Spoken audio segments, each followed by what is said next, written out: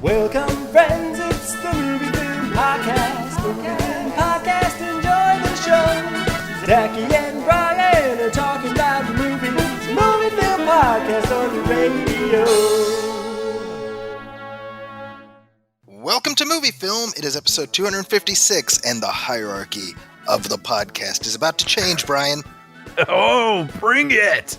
Yeah. No, actually, now that I think about it, it's probably going to stay the same. I don't really have the energy in me to change any hierarchies of any kind. You know, we're 256 episodes in. I feel pretty set and comfortable with where we are and what we're doing. So yeah, I'm okay with it. We found a comfortable groove that we're happy to just kind of stagnate within. Yeah. And, you know, by the way, I'm like, people who know me very, very well, I'm a notorious filer. I like filing things and having everything in order. And so I suddenly felt like I need to make sure I know where all the episodes of this show are and that they're kind of all accounted for and whatnot. And so I spent like, a couple hours one afternoon when I had, some time tinkering around, just making sure. I was like, oh, it's all in order and blah, blah, blah, blah, blah. And I think we've mentioned this before, but this is episode 256. But when you put the commentaries and a couple like special episodes we had where we just talked about a Star Wars trailer or something, right, we have a lot of episodes. I mean, it's more like 400. I was blown away. Is it really? It's approaching, at least. I mean, we gotta have 100-ish commentaries right at this point. That's what blew my mind. It's so weird. I still think of the commentaries as sort of a new thing that we do. Yeah. Which, I mean, we've been doing them. We started really early with that. But yeah, we have easily over 100 of them. Yeah. That's the funny thing, because our first commentary was 2014. So that's like 2 years after we started. Yeah. Yeah. I mean, approaching 10 years, so 10 years ago, it's crazy. And now we've talked through The Phantom and Dark. Yeah, that's right. Right. Do you remember our first one, by the way? I remember. How can I ever forget, Brian? It was you never forget your first. That's right. It was Planet of the Apes. Planet of the Apes, the original. Yeah. Yeah, we've done a few, and I always say with regards to the commentaries, I always love the requests that we get, because sometimes something kind of off the wall will be suggested, and we're kind of like, yeah, let's try that, Yeah, no, I love it. Or yeah, it helps us think out of the box a little bit, which is nice. That's right. Yeah. But what have you been watching lately? It's been a little while since we touched base, actually.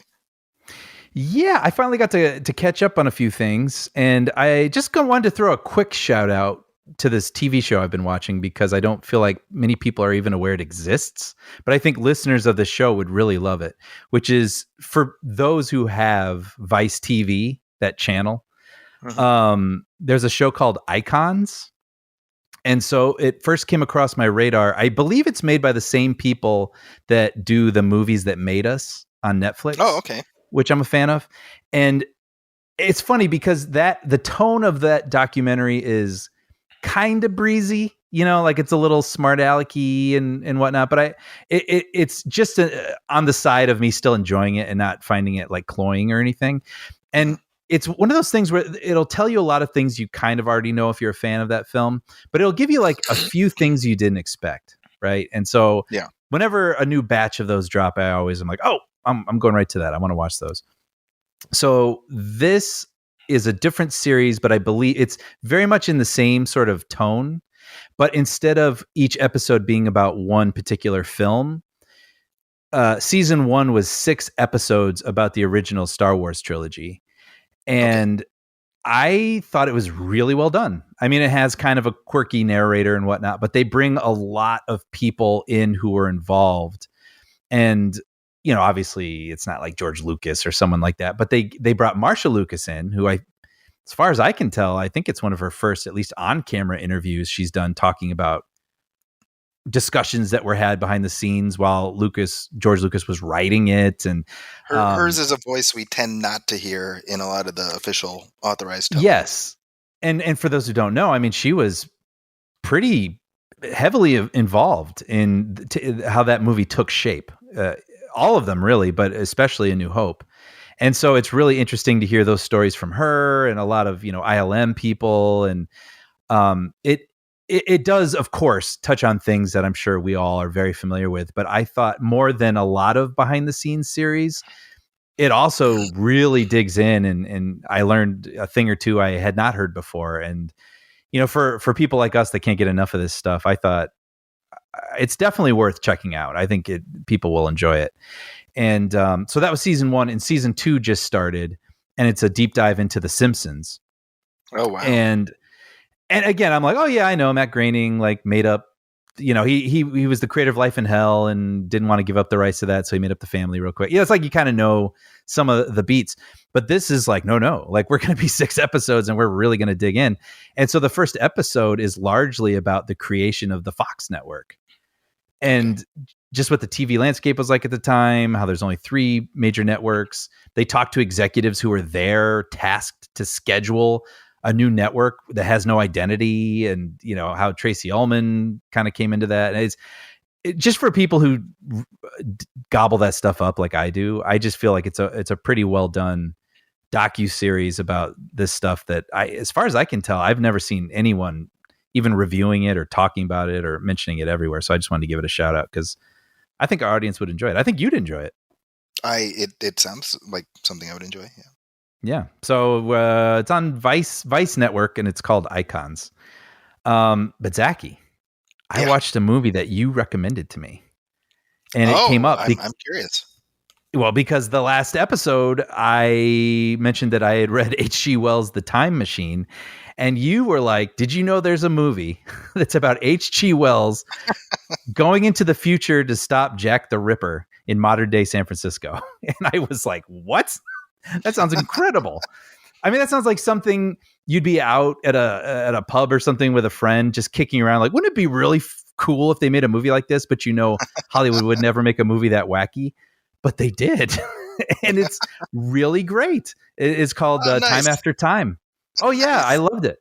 It comes from, director Nicholas Meyer. Maybe that's why we talked about it also. That's right. Because we had just done Wrath of Khan, the commentary. But I really enjoyed this movie a lot. Like, it is. Isn't it good? It's really good. It's so funny, though. I will say that I actually wanted to write down my thoughts so I wouldn't forget them. And one of the first things I wrote down was, man, I'd give anything for more inventive gee whiz movies like this. Like, it's just a total, it almost feels 80s in its comedy, sci-fi, but grounded humanity kind of ness of it all. Sort of like a fun what if kind of tale. And it's funny because at the same time, I also kind of wrote this so I wouldn't forget, but I said it does feel dated. Definitely, it feels of 1979, and it's surprisingly kind of clunky in its like narrative and technically. In some ways we're like, oh wow, that just would not fly these days. Even just technically, it just felt like, ooh, that was a little rough. And so it made me think, like, this is one of those movies that I'm sort of thinking, oh, well, this might be, it might be nice if they remade it, and kind of polished it up. But then I was like, you know what? I kind of can imagine what a remake in 2022 of this would look like, and it would be too polished and lose its soul a little bit. And frankly, I'd rather have the rickety Ernest version instead, I don't know. I agree. Right? Like, there's something about the ricketiness of it that also makes it charming in a way. Yeah. I mean, narratively too, like, basically H.G. Wells arrives, and it's so much fun. I mean, watching him go around San Francisco and seeing cars and telephones, and it's just funny because the movie wants him to have a love interest. So basically the first woman he meets is just like, let's hang out all the time. Like, she just immediately like falls in love with this really quirky person you probably shouldn't trust. But it's Mary Steenburgen, and a very young Mary Steenburgen, which I'd never seen before. And you're like, oh wow, she's so kooky and cute and fun, and she's really good. And them together, Malcolm McDowell plays H.G. Wells, and David Warner, who recently passed, playing Jack the Ripper. And it's so weird, like, watching Jack the Ripper go to discos and like he adapts right away to the 70s and buys these clothes and is just going around killing people. And H.G. Wells is like, I've got to stop him. Like, I mean, what's not to enjoy? It's just such a I don't know. It's delightful, but also sometimes it goes a little hard. I was like, ooh, that's pretty violent, like Jack the Ripper really rips, But yeah, I mean, I really appreciate this recommendation. What's interesting is that they did, in fact, remake it a couple years ago as a television series. Yeah, it was a TV series on ABC. It was actually developed by Kevin Williamson. Interesting. And of Scream and yeah, that's right, Dawson's Creek fame. 12 episodes it lasted, and I believe that. Like it's just it's so of its period that I did not see the show. I should mention that, but to me, I was kind of like, I was always like, well, there's what do you want to do here? Like, yeah. What is a series in this, right? Like it's the film is such a good one and done. Yeah. But it definitely, some of the best movies, or at least my personal favorite movies, are ones where, like Back to the Future, for example, obviously lifelong favorite, or E.T. is a good example. Like you go on this ride that feels like it could possibly happen to you because it's in a world you understand, but something slightly heightened and fantastical happens and you get swept up in it, and it crescendos at the end to this sort of climax that feels very satisfying and everything wrapped up the way you want. And when it ends, you're almost like, whew. And you come back to your reality and you're like, I almost want to go back into that one. That's a really fun place where life, I know, is just a little crazier and a little more fantastical. And I actually had that feeling when this was over. Like I could imagine wanting to watch this again, like seeing this in the theaters when it came out and then being like, let's go see that again. That was a fun ride. I want to ride again. I totally agree with that. Yeah. So yeah. And that was Nicholas Meyer's first movie, right? It's crazy, right? Yeah. It's like I said, I mean, it is interesting when you watch movies from several decades ago, like certain sort of things they just sort of let slide, that now you're like, well, that's kind of choppy, because maybe they just couldn't, nowadays, maybe through computers, they'll fix something that didn't line up, or they have the money to go reshoot a scene so it connects better. But you wonder if back then they're like, well, we got what we got, and they just cut it together and the audience will go with it. But yeah, like I say, weirdly, the ricketiness of it all, I found added to its earnestness. So I think that there's a lot of like time travel tropes. I feel like the fish out of water stuff, that we become sort of accustomed to in these types of movies. Stuff like, whether it's somebody going from the future to the past or past to the future. And I feel like Time After Time got there earlier than a lot of the other stuff. Absolutely, but you know what I mean? But watching it now, you're like, well, it feels very familiar, but it's because of other stuff that came after. That's such a good point. I mean, I think, at least for our generation, I mean, Back to the Future really set a template of what time travel movies need to hit on, kind of, and what the experience of time travel is like, and the logic, that most movies tend to follow. I mean, so much so that the Avengers had to be like, not like Back to the Future. You know what I mean? Because this won't work for our movie. Like, they literally have to say it in the film, so because we're so accustomed to it. And it's funny you say that, because I think I was sort of having those thoughts when I was watching it, because with Mary Steenburgen, who's in Back to the Future 3, she has a very similar arc. Oh yeah. In both of those films, where she falls in love with a time traveler and that person has to come clean with her, and then she has to be like, you're nuts and you broke my heart and what's wrong with you? And like it's almost trippy seeing it, like, oh, this was like the prototype, to that. But yeah. Weirdly, that's also exactly what happened in her relationship with Ted Danson. Right. But he proved it, and they're still together. Yeah. They're still together. Happy ending. Yeah, they got onto that train and went into the air, and the rest is history. One Becker later, they're still together. Becker later, yeah. Well, on sort of a different sort of spectrum of things, I checked out this movie called Fall, which Yes. I feel like kind of went under the radar. This is going to be fun because we can talk about this together. But I saw the trailer for this, which the gist of the movie basically is, you have these friends and they go on a mountain climbing expedition and a tragedy happens and one of them gets very rattled. And so a year later, when they're still having a hard time picking themselves back up, one of their friends is like, we need to knock you out of this. We need to shake you. You got to climb again to get back to being yourself. And so they're like, let's go climb this 2,000-foot radio tower in the middle of the desert. And so I don't know. Something really struck me with this because I think I would never do it. But there's something when you see those types of things and you see a ladder where you're like, but I could. Like I could climb that. And so, they go out there, they climb this thing and they make it to the top. And then basically something goes wrong and they're stuck. And all they have is what they brought with them that day. And what do you do? How do you get down? And I don't know what it was because sometimes movies like this, I'm like, next trailer. But something about this, I was like, no, I'm really curious. Like, what do they do?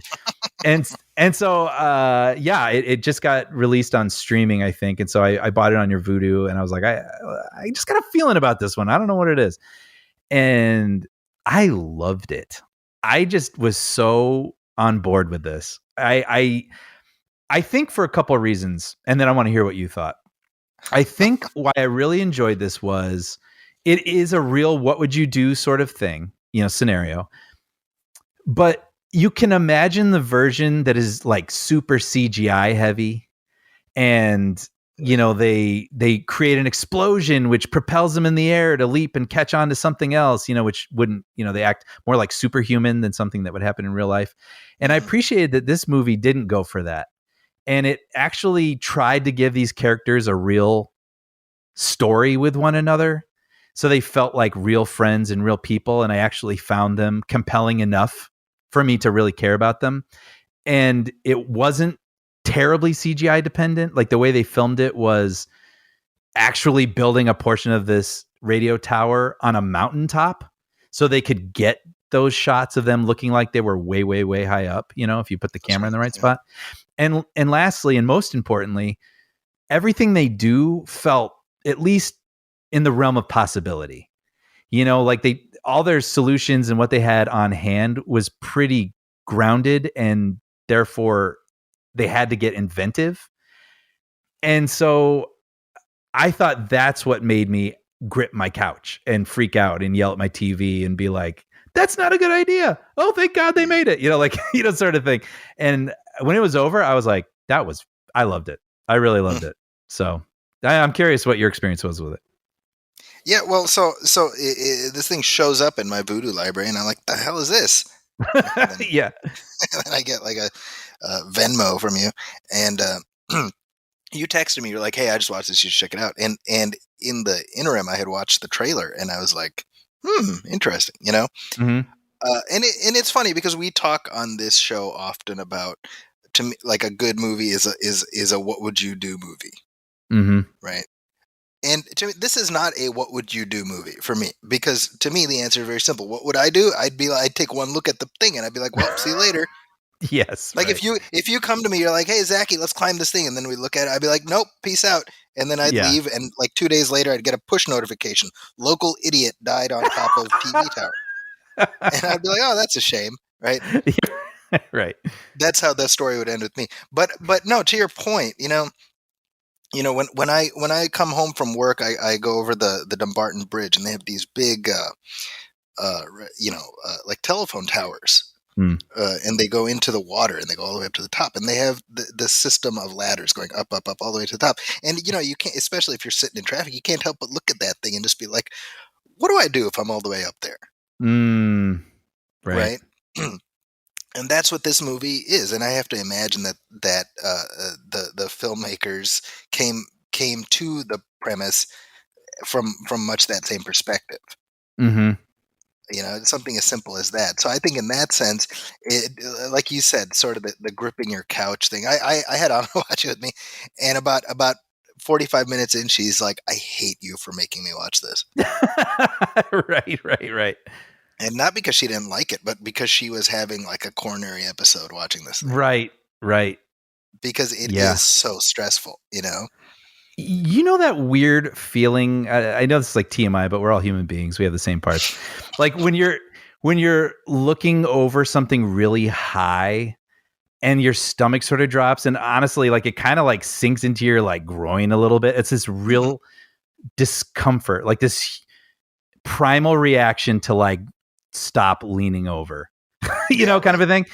I got that a couple times watching this movie. Like it was giving my body that reaction just watching this movie. Yeah. Yeah. Yeah, it's I think the sound design, like as they're climbing up this, first of all, let me just say that any friend who makes their friend do this, not a friend. Right. But as they're climbing up, you hear the and the bing, and the, just every Yeah. as this thing is just getting ready to collapse. And well, the thing is called fall, so you're like, well, they're rising right now, and Yeah. I think this isn't where the story ends, But what I appreciated was that, and this is like a low risk, low reward type of thing. I mean, it's not, Brian, it's not the Magnificent Ambersons. No. Ding, ding, ding. No.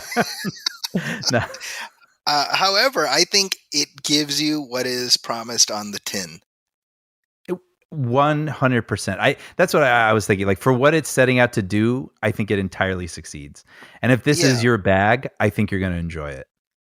And it's by the filmmakers of the Shark Cage movie, which what I'm talking about. What is it, like 52 meters down, something like that? Oh yeah, I remember that. I did not see that though. 52 meters down. I think that's what it is. Okay, interesting. Right. So this is sort of like the inverse and opposite of that. Mm-hmm. And it is in fact 47 meters down. So I was off by 5, Brian. That's pretty good. That's good though. Yeah, I was in the range. So kind of doing the same thing. Now the tower that they climb is twice the size of the Eiffel Tower. Right. Which to which I say, why? I know. But you know what I appreciate too? Now that you're talking about the filmmaker and even just the scale, I love that this movie isn't overcut. It really does do a lot of wide shots and a lot of establishing shots, and it really sells the geography and what they have available to them and what they do not have available. Like I appreciated the filmmaking of this movie. I think that could have ruined it too if it tried to be all like cutting all the time and swirling around the tower over and over to create a false sense of unease. And it just I thought it was pretty skillful. I should mention also the lead actress is Grace Fulton is her name. Mm-hmm. And excuse me, she's also in Shazam. She's the sister. Oh, interesting. I liked them, by the way. I thought they seemed like real people. I thought they were both really good. Yeah. Yeah, so good stuff. Check it out, folks. Fall. Yeah. I'm glad you watched it so we could talk about it. Yeah. All right, last movie. This is one I did not expect to see, but I happened to catch last night, and I had heard things about this, and I was very interested. It's called Triangle of Sadness. Have you heard of this movie or seen this movie? I have not. Okay, so this comes from... People used to call our show Triangle of Sadness when it first started. Yeah, when Sean was here. Yeah, it was... all three of us create a triangle of sadness. The three of us being depressed, yeah. Yes. Now, this comes from writer-director Ruben Östlund, who the only other movie I've heard of his was the Force Majeure. Oh, yeah. And the whole premise of that movie, which I haven't seen, but after this one I'm definitely going to watch, is basically a family is on some sort of like ski trip and an avalanche happens and the dad just gets up and books and leaves his family behind and everyone makes it. And so the rest of the movie is confronting what he did. And okay. So it's the equivalent of like when George Costanza saw the fire and ran out of the exactly and pushes kids out of the way and yeah. And knowing that, makes a lot of sense watching this movie. I'm almost hesitant to talk too much about it because I had someone recommend it to me and I was like, okay, yeah, I'll go see it. And then I was listening to a podcast and they were saying how much they loved it and they didn't want to say anything about it. And I was like, okay. So I went into it knowing next to nothing. So I will try to almost honor that because it is so fun not knowing where this movie is going. But what I will say is this: it's made by a Swedish director, so it has a sensibility that is very obviously different than I think what we would be used to, and even just a pacing that's very different to like American audiences. And so I would not recommend this movie to everybody. If you like foreign films and you like things that are a little off kilter and also a bit patient, but pay off, I think this is a movie for that audience. And it's gosh, I want to talk about it so bad. It's basically an examination of wealth and sort of status and what defines status in different sorts of situations. Like, what does even status mean and what does that allow you? And okay. For example, there's this scene. There's two. It's funny. I was trying to explain it to Federica this morning. Listening to you talk through this is hilarious. I know. It's because I just don't want to ruin it. It's the discovery, the journey of this film is so unexpected. But I'll say it begins with this couple and their influencers. And they have their own complicated dynamic because one of them makes more money than the other, which leads to the opening of this movie is basically a 22-minute, almost short film about who pays for a check at a restaurant.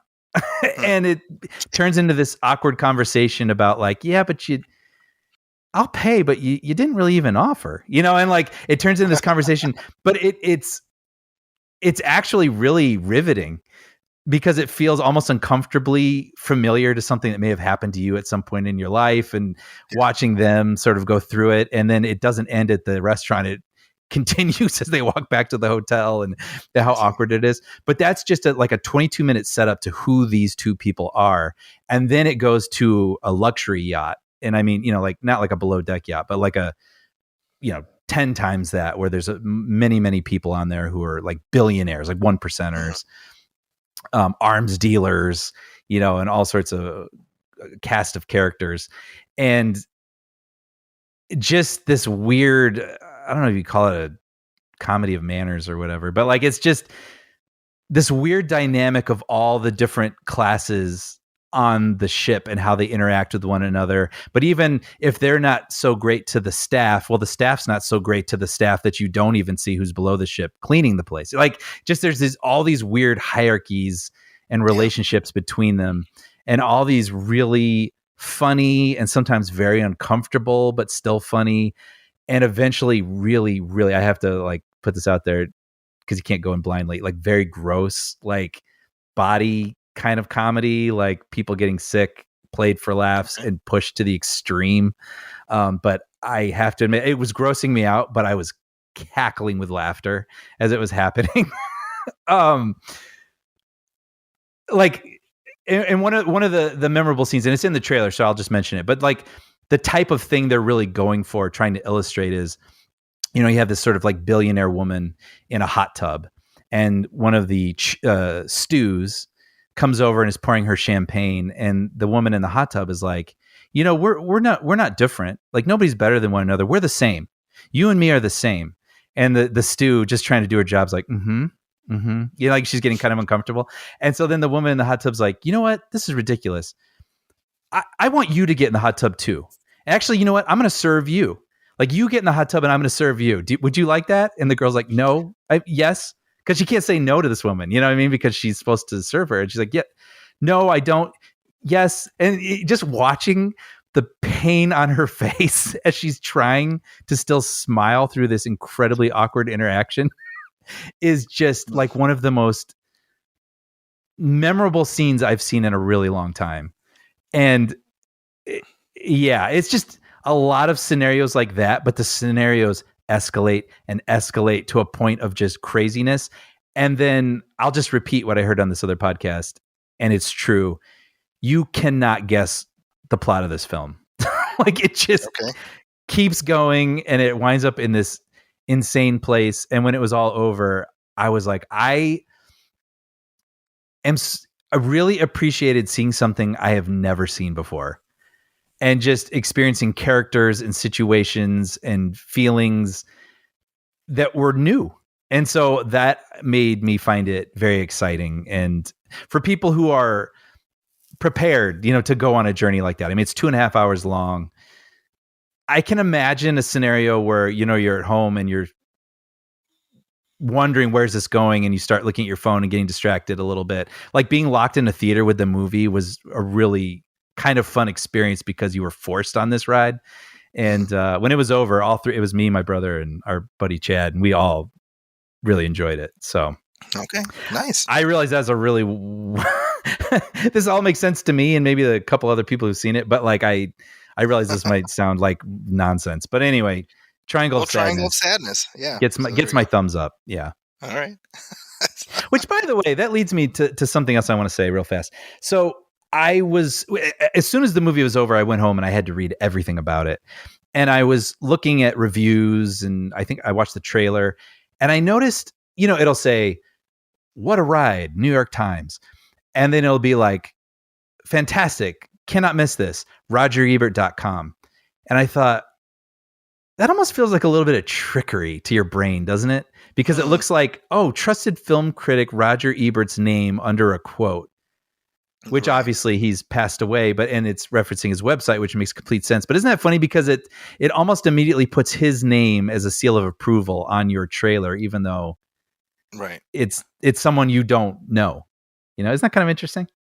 Well, I think the assumption is that anybody who is deigned worthy of being featured at RogerEbert.com would live up to his standards. To put his name, almost like the Good Housekeeping seal of approval. Yeah, right, exactly. Yeah. Anyway, deep thoughts. It's funny. I speaking of Roger Ebert, I saw somebody posted a video on Twitter where it's I don't know if you remember, but after Siskel died and before before Richard Roeper ended up becoming like the guy, Roger Ebert had a whole rotating coterie of people. Right. It was sort of like when Regis, like after Kathy Lee left. Remember? Right. Yeah. There was like all these replacements. So he had a guest critic on, and I forget her name, but they're talking about the movie Gladiator, which, if you know of Roger Ebert and his review, he was not a fan of Gladiator. I don't remember that. Yeah, I remember reading his review, and I was like, ouch. He's okay. He's having none of it. And the guest critic, she's just, absolutely praising it to the rafters. She's like, this is one of the best movies I've ever seen. And the look on Ebert's face, it's really just it's like befuddlement coupled with bubbling rage and trying to navigate this. Wow. It was so funny. Wow, that's so funny. Yeah, I'm going to see if I can find that video and I'll send it to you. But I was like, man, she probably lost that gig right then and there.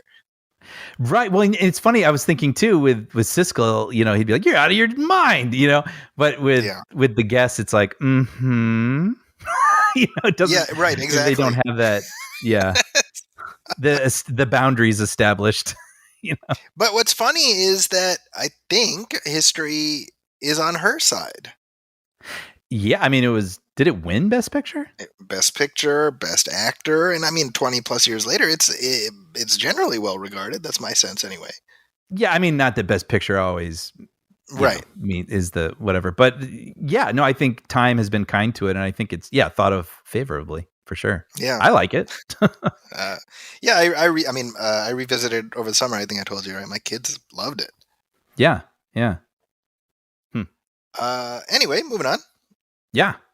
So a couple things I've seen. So have you been keeping up with ANDOR? Have you watched any of that? I am one episode behind, and I know episode 6 was the one I was reading online where I was like, here's where things really kick in. And so I saw that one and I enjoyed it. But I have not seen the latest one. I'm right where you are. Oh, okay. Yeah, my kids are camping this weekend, so I have to wait till they get back before I watch it. Okay. But yeah, I know. I just want to mention, like, I've been thoroughly enjoying the show, and I love that it is a Star Wars. It is very familiar as a Star Wars, but it is not like any Star Wars I have ever seen before, and that's just a refreshing thing to say. Yeah, I mean, we get like a heist, without getting too into it, and I love heists, and just seeing a Star Wars heist is cool. Yeah. Yeah. Yeah, just different types of characters doing different things in a universe we know, right? Yeah, that's we're getting like the inner workings of what like post-fascist Coruscant is like, and all the internal sniping between Imperial functionaries. We see Mon Mothma, who is like this character that every Star Wars fan knows, but we don't really know, right? Yeah, and seeing her with her family and what that dynamic is like, and what her role is in society, but we know what she's really connected to. That almost could be its own series, honestly. I'm kind of like, this is what you do with Star Wars. Mm-hmm. You have the freedom to do this. Like do the familiar stuff. That's good. But also do this stuff. Yeah, I agree. Like I'm all about lightsabers and the Force. I don't want that stuff to go away, but I'm also like, just as important with that is, let's expand the boundaries, because this isn't set in post Return of the Jedi. This is right in the thick of the Star Wars that we know, but it's given us something we've never seen before, and I'm all about that. Yeah, I think exactly what you just said. I don't ever want lightsabers to go away. Like, I know some people are like, can we do something different, please? And I understand that, but that doesn't mean I want that to go away. I love that. Right. That's why I love Star Wars. So please keep making those. And much like Marvel, where they have so much output, I'm cool with political intrigue, slow burn Star Wars. And, I know we've mentioned before, we're looking forward to the younger Goonies in the Star Wars universe. And I can't wait for another Jedi series. Like, I kind of want it all, honestly. I agree. So I'm like I said, we're 6 episodes in. The season is 12 episodes. Yeah, one of the longer sort of. Yeah, exactly. Right? A lot of breathing room to tell some interesting stuff. So I'm on board. I've read that it's the show is not getting the same immediate sampling as some of the other Star Wars shows, which makes sense to me. I can see that. Yeah. Because it's the casting Andor is not as marquee of a name as, for example, Obi-Wan Kenobi, but I hope that the word of mouth on this one will allow it to kind of soar a little higher. I hope. Yeah, and I think what I appreciate is that they allowed it to be itself, and it being itself is a little slower, and I can understand that it's not as. So I can see some drop off. I can imagine some drop off, and that is what it is. But I just admire the bravery to be like, no, I mean, this is the voice of this, and so we're going to let it be this, and maybe it won't get the numbers that Obi-Wan would. So we can have all the above. Yeah, totally. While we're talking about Disney Plus shows, She-Hulk just wrapped up its first season. I'm curious, did you end up sticking with that? I kind of dropped off. I just wasn't feeling it.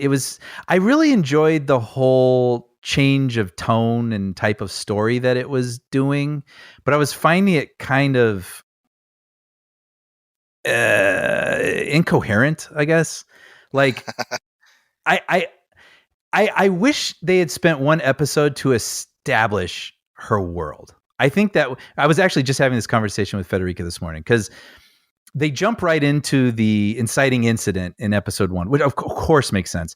But like, I kind of wish I understood her better first, and like her world. And then that had happened sort of in the middle of the episode. And then it was like the flip side of it. And then her returning to The Office we already understand, but now she's got to deal with this and da da da da da da. And it just felt like this episode is about, oh, there's this big bad guy, and then we're not going to worry about that, and we'll go to the Office thing. And aren't the people at her office quirky? And I'm like, I don't know them. And then it would like move away from them and then go to something else. And I was just like, man, I wish this was working for me, because I love her and I love the tone, but I didn't find myself caring.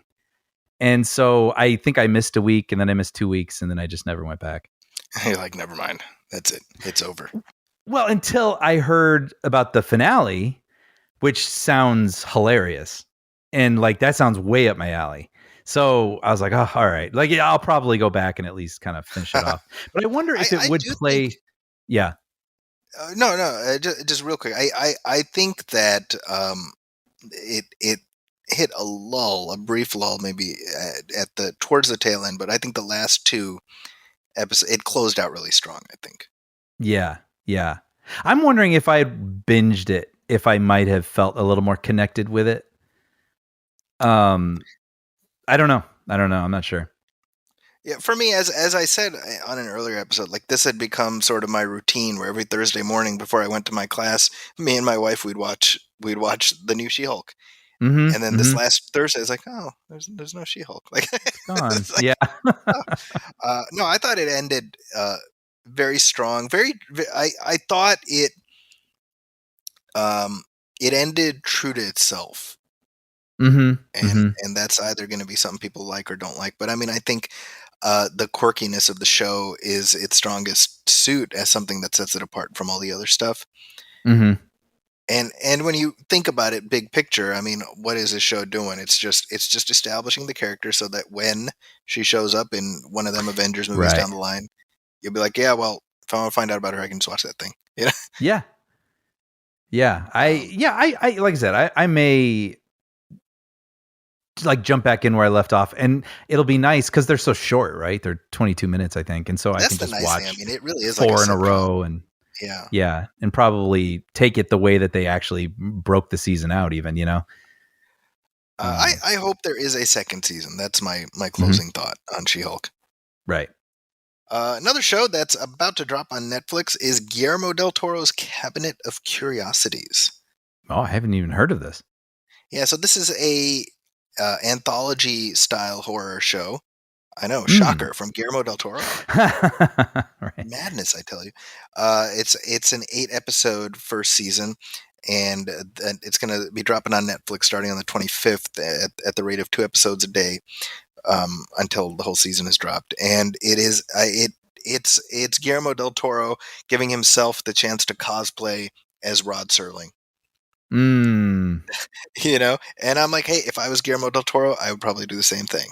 Yeah. So each episode starts with him. It's kind of a riff on Night Gallery, which is Rod Serling's second, like his post Twilight Zone show. And it would start with Rod Serling going through this room with various statues and paintings, and he'd say, "This painting here is a representation of whatever," and then we'd launch into it. So it's kind of that, but it's Guillermo del Toro. He's like, "This statue here depicts the devil, which reminds us of our story for today." Right. Really? Like just like that? I mean, it's like to camera, sort of. Yeah. It's basically that. That's cool. And I'm like, he cast himself as Rod Serling. I love it. Why not? So the show, it's very, very well made. I mean, it is visually lush. It's also very, very Guillermo del Toro. So you're either down with that or you're not. So lots of squishing body parts and creepy crawlies and just everything that we know his tastes tend toward. Yeah. I enjoyed watching the episodes, but I think honestly, if there is a something that bugged me, is I just think the episodes are too long. Because they are, the vast majority are an hour plus. Wow.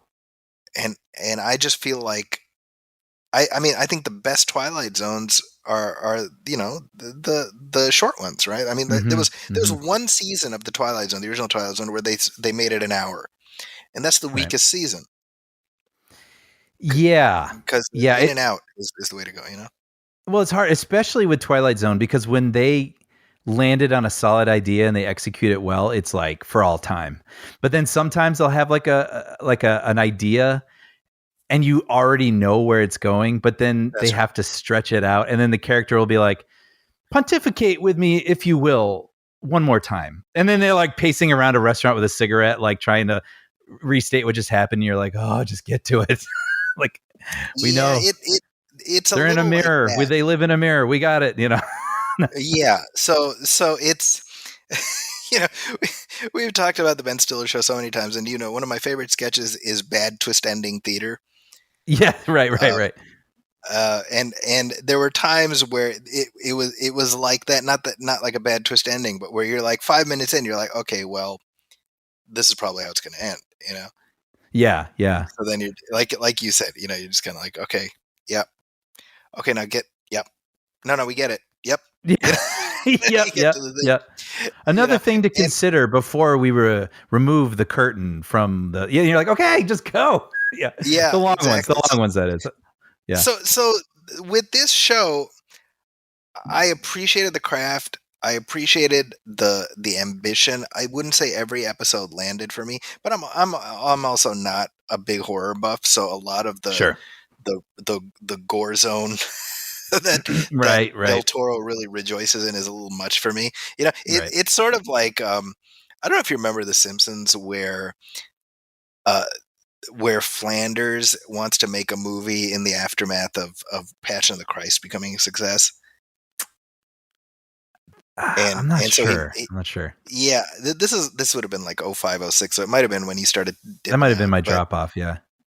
It's like basically Flanders' lesson is just like go for the gore. Even though it makes no sense. You have like people with their eyes poked out and things like that, and it sort of hit me like that. I'm like, sometimes less is more, but I'm also like, well, if I'm like a horror buff and I'm looking for something to watch around Halloween, then this is going to scratch that itch probably. Yeah, for sure. Well, speaking of, again, us not being big horror people, I mean, I was reading about the latest Halloween movie, Halloween Ends. Yes. Do you know much about it? I do. And I thought the premise of it, which apparently is infuriating a lot of people, I actually found kind of interesting. It could have pissed me off. As somebody who only knows of the Halloween films other than the original, I've only seen the original and the third one. Okay. The one with the mask. And yeah, that's right. And I like the original enough. I'm like, yeah, I appreciate this, but it's just, for some reason, they just don't speak to me. You know what I mean? But I was like half tempted to watch it because it's on Peacock. But it goes back to I don't know. This is how I want to feel tonight.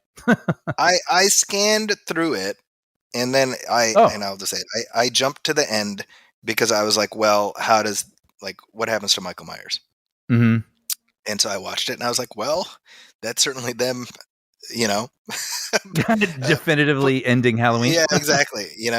Of course we know, I mean, realistically, there's going to be another Halloween movie, before long. Before we die, there will be more Halloween movies. Of course. We can reason into it.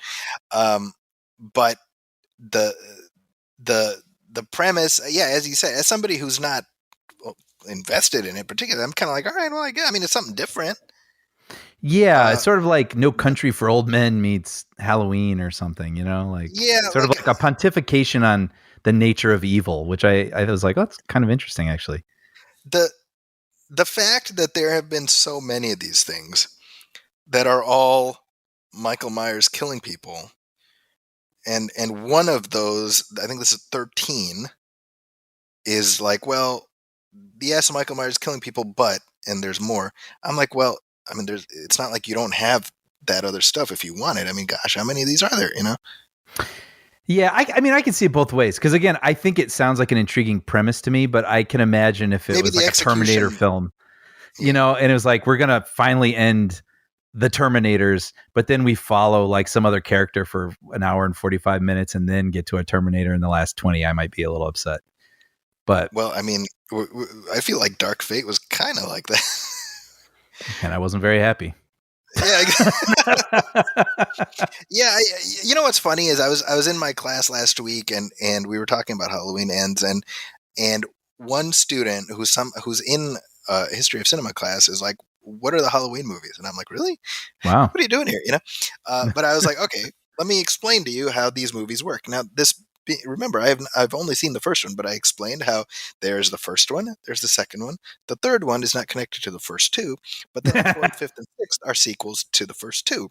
But the seventh and eighth ones ignore 4, 5, and 6, and 3. They are sequels to 1 and 2.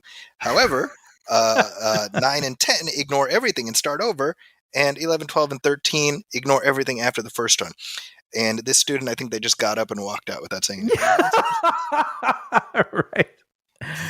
He's like, I'm gonna get into a whole different sort of. I'm gonna work on engines. Like, I don't think movies are for me. It's like, do you remember? Do you remember the Lord of the Rings episode of South Park, where? Oh yes, yeah, returning the video. Yeah, exactly. And Token sees a video and he's just like, I don't want to play anymore. Like that. Yes. Oh, that's right. Yes. You're like, what? Yeah, I don't want to play. I'm out. I forgot about that. Yeah. Yeah, that was basically this student. Yeah. That's fun. So that's our thoughts on Halloween. And boy, are two people less equipped to have a discussion about the Halloween franchise than the two of us. I thought I would at least throw it out there because I'm sure there are many, many listeners who wish we were talking about it. So I was like, well, that's the best we can do. I think at this point, they're hoping our discussion of Halloween ends. Yeah, right. And so it shall, because we're going to take a short break and we'll come back right after this.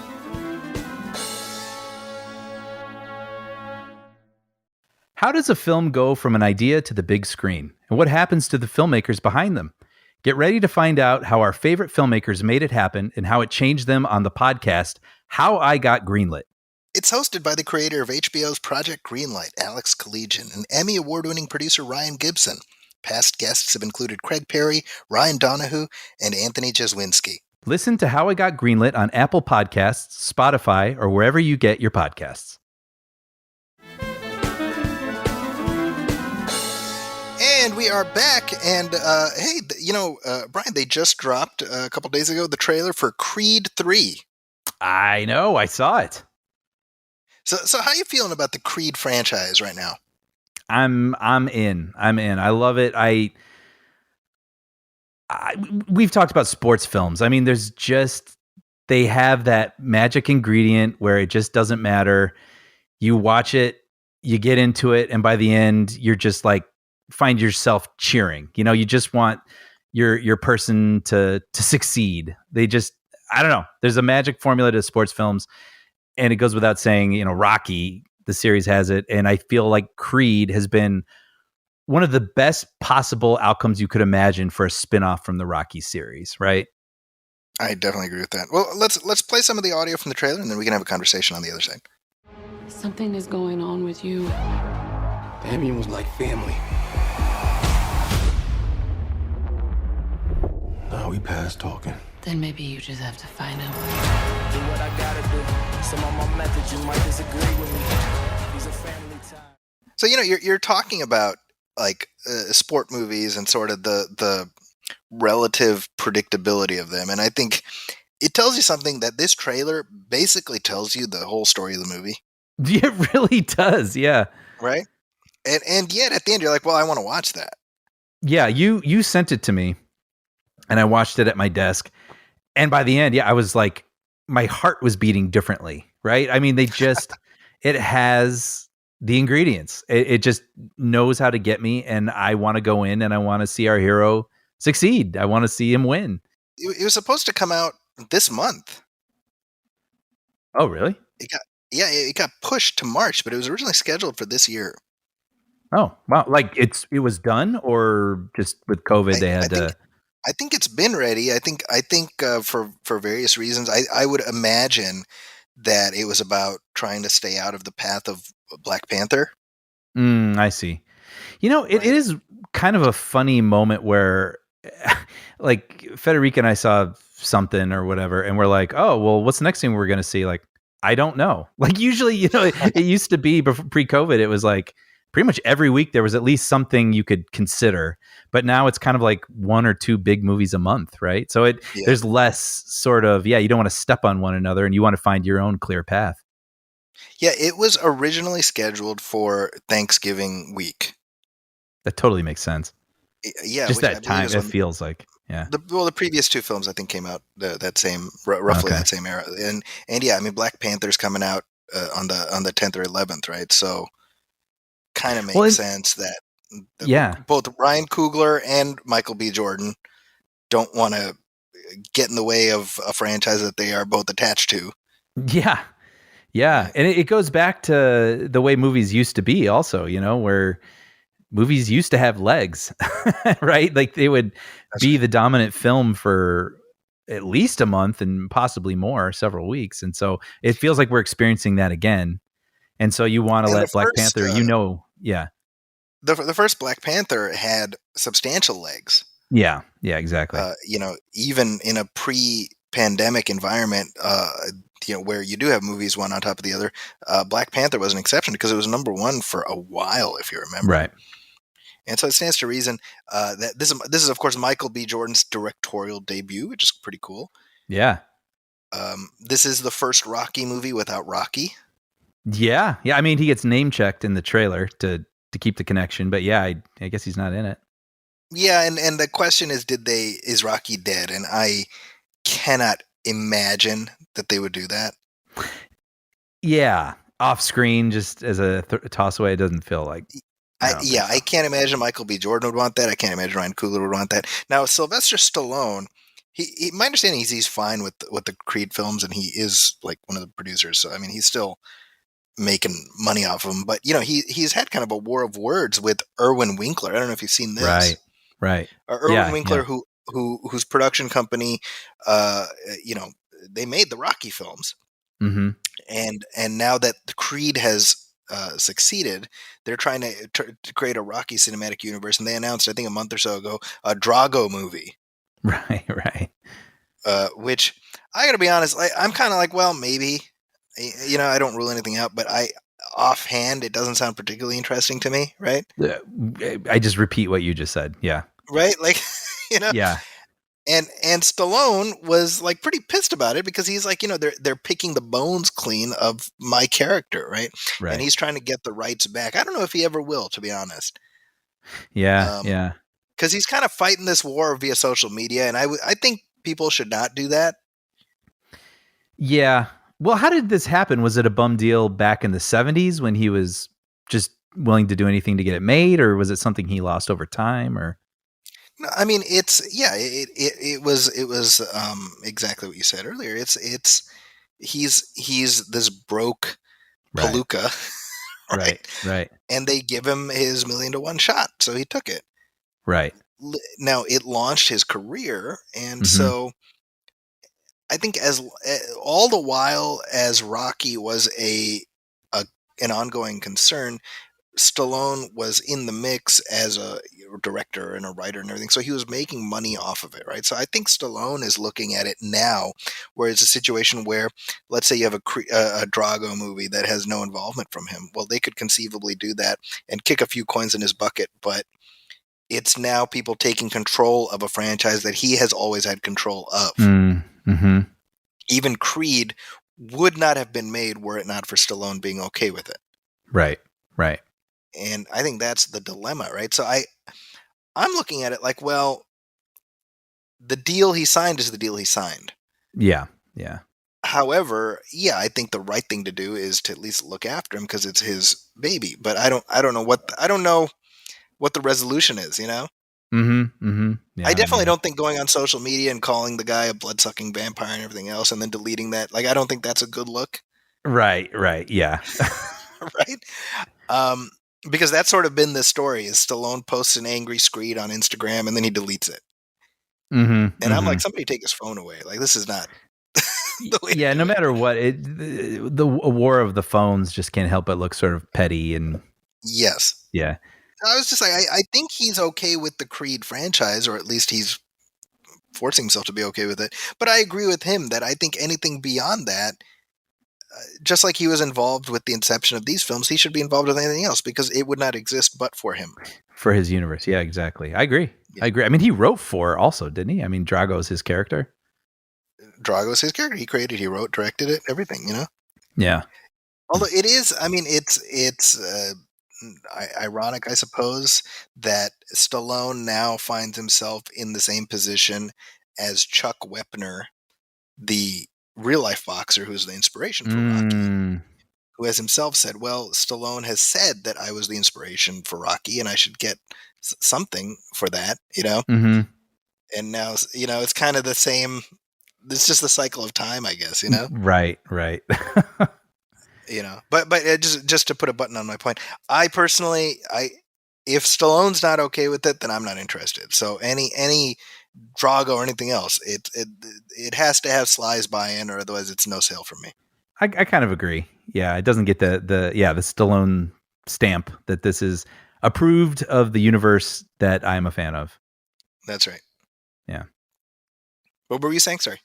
Oh, I was going to say, sort of the joke growing up, because there were so many Rocky sequels. I mean, even in Spaceballs, they're like, coming out this weekend, Rocky 6,000, kind of a thing. Right. In Time After Time, H.G. Wells goes to a movie and is like kind of freaked out by it, because he's like never seen a movie before. And they walk out and the marquee says Exorcist 4. And I was like, is that a joke? Like, right. Because I don't think there is a 4, or at least if there is, it's like it happened in like the 2000s or something like that. So right. I was like, was that like a little jab at like sequels in the 70s where I was like, they keep making these Exorcist movies. I was like, oh, that's kind of funny. Yeah, because back then there were only 2. Right. So I was like, is that just like a funny little in joke that made extra sense in 1979, that they threw in there? Right. Back then that was, because I do feel like certainly in the 80s and 90s, Rocky became the de facto sequels joke. Yeah. Maybe just because of all the Roman numerals and stuff, Right. Adrian's Revenge, Yeah, exactly. Roman numerals, yeah. But yeah, no, the film itself, Jonathan Majors is the villain, and this guy's having a moment because he's about to go from this to being the next Thanos. Right. I knew I recognized him. That's right. Okay. Yeah. Yeah. So he's in for an interesting next couple of years. Yeah. I like the just the general tone of the story, and I kind of what you said, where just like I saw the trailer and I was like, I like this guy. I like Adonis Creed, and here's something new with this guy that I've never seen before. And that's the trick of the Rocky sequels, and the ones that really work is, I mean, it's sort of like the movie Fall also. Like, how do you root for people who are choosing to do something stupid? Yes. You know what I mean? And like with Rocky, it's like, well, just stop. You're gonna die if you keep getting hit in the head. But they've got to find these really interesting ways to make it like it's personal. You know what I mean? So like the battle is personal, and that's why you're really rooting for them. And that's what I loved about this one, was someone from his past, and now they have this weird disconnect, and they've sort of become enemies. And I was like, there it is. That's the hook. That's what makes it personal. And that's why I'm going to care. So yeah.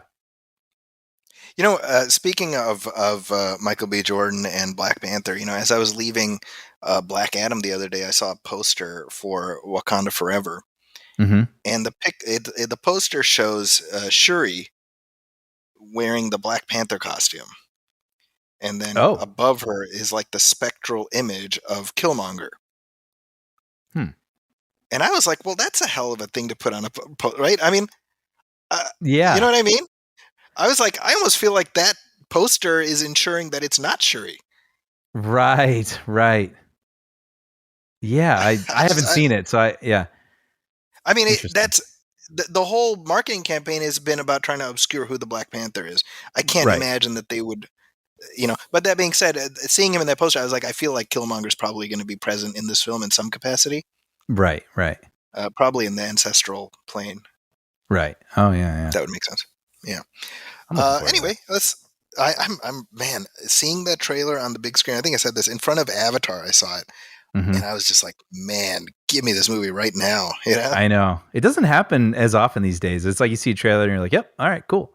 But when one really kind of like pounds on your chest a little bit, like that one did. Yeah, this one did. Excited. But we will be talking about that one soon. In the meantime, we have another movie to talk about, Brian. So let's take another short break, and we'll be back right after this.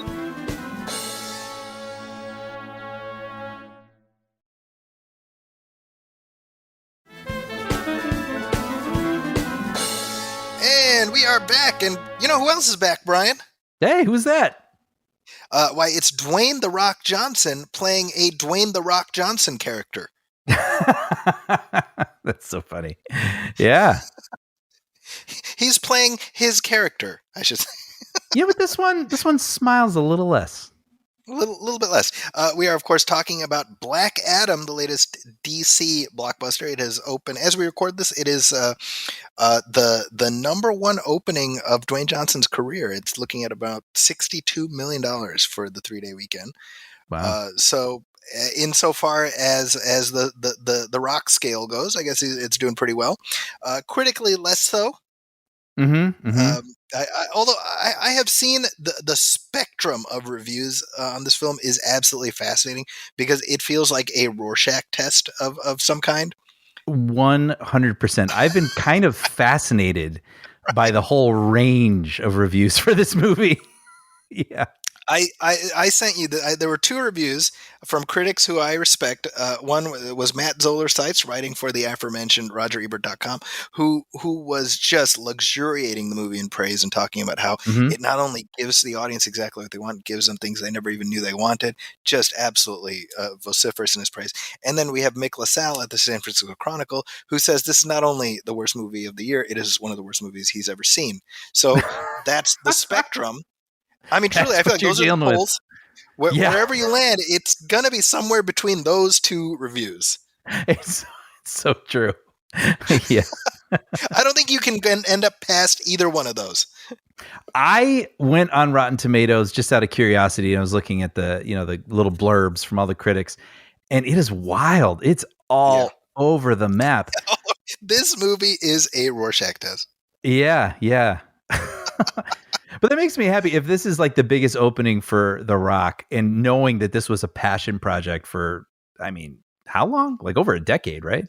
You know, I checked the receipts, okay? The first time that Dwayne Johnson said because I don't know if you remember this, they had originally, this is back when the movie Shazam, it was going to be Shazam. They had offered him the role of either Shazam or Black Adam. And he said, I'm going to play Black Adam. The first time he did that was November of 2007. Wow. So to put this in perspective, my oldest son, he was less than a year old when The Rock said he would play Black Adam, and my son is now halfway through his sophomore year of high school. Wow. So that's how long this thing has been cooking. Yeah. If you smell what it's cooking. I was just gonna say, I was trying to figure out that. So I watched this Wednesday night, a day before it opened to the public. I saw the press screening. Now, whenever a press screening is that close to the general opening, that's always a red flag, at least for me. But I went, I took all my kids, and as soon as it ended, I was like, I have a suspicion where Brian will land. Yeah. And God, am I curious to hear. Oh, I have to go first? Yes. Hold on. Let me dig my cleats into the dirt here a little bit. A couple practice swings. All right. No, I did not get a lot out of this movie. But, I really was. See, here's the thing. I'm doing that thing that Sean says I always do.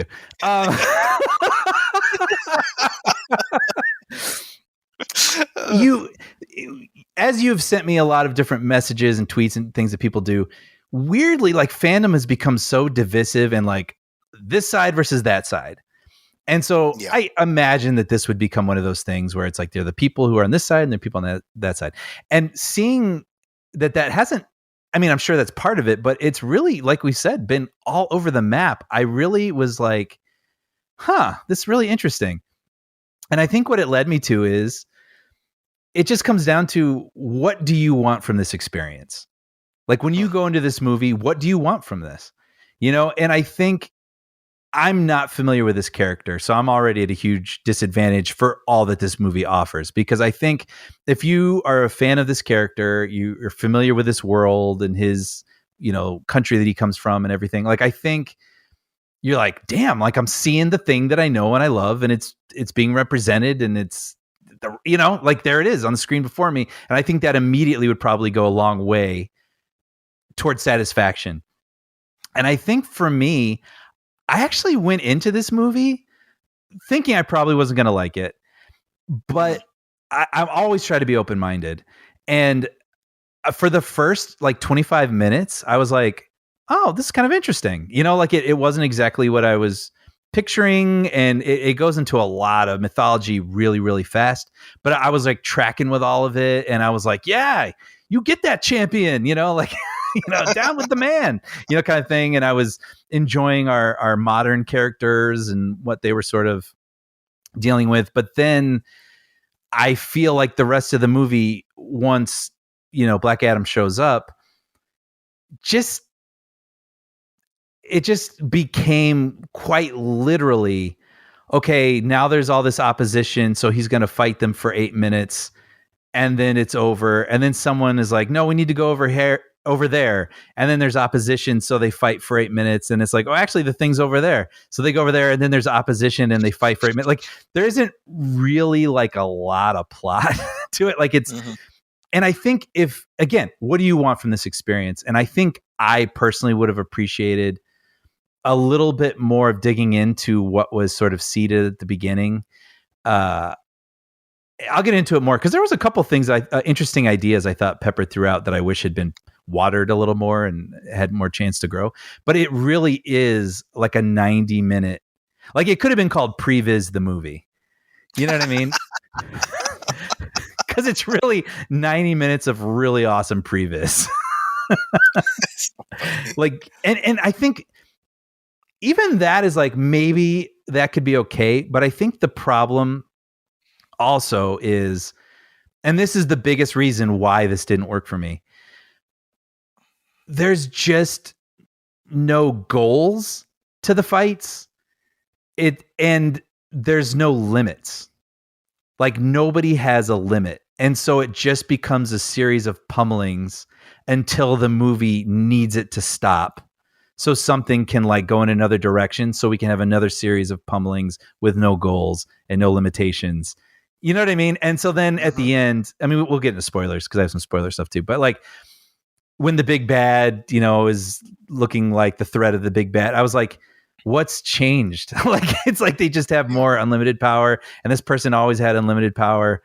And then they're going to fight until for some reason it stops, and then the movie will be over, and that's kind of a bummer. Like there's something in spoilers I really want to get into very specifically about that. But so, yeah, I mean, I was dazzled by some of it. I think some of the action, it goes for a little bit of humor.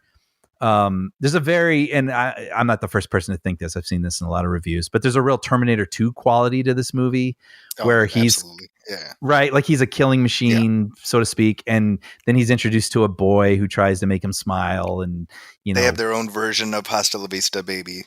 Exactly. And, but that comparison only makes you realize how less rich of an endeavor this is, where you think of like obviously Terminator 2 is just in my fabric, but I think it's thought of and still regarded so well for a reason. I mean, it's got really rich characters and really rich scenarios coupled with incredible action that really feels like these people could die.